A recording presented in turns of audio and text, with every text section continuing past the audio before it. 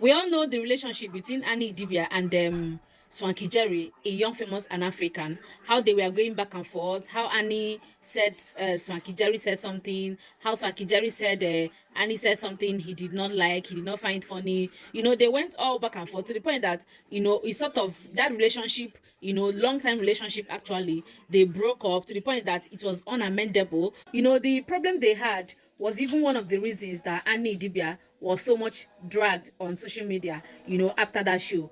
That was even what affected the relationship, how the other cast related with Annie Dibia because of Swanky, because of what was said and what was heard, and somebody not taking accountability, and responsibility for her actions, that kind of a thing. Like a lot of things happened to the point that even like Swanky avoided Annie.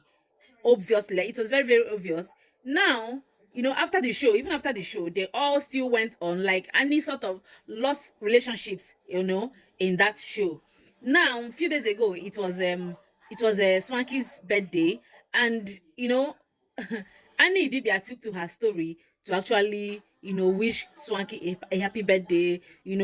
Like from what she wrote, you'd realize that relationship is still waxing very strong, like that friendship. Like from what I see there, they are no longer in that place that they were during that show. Like they are okay now. And I love the fact that they actually, they actually had time to sit, because I believe they must have talked. They actually have time to sit and talk about whatever that happened in that show. And apologies, of course, must have been tendered, for them to be there. If Annie said, Swanky, every, you still remember my day one. Like, I love that friendship, I love whatever that is there. And I love the fact that, Swanky had to put everything aside that was happening between him and Annie, to actually come through for Annie, because I believe he is one of those force behind Annie Idibia or Annie Makole. And I love, that they did not, let it linger or affect whatever that they had, being that the relationship, her marriage is no longer in place, sort of like, she needs friends. And that this moment is not when people should be,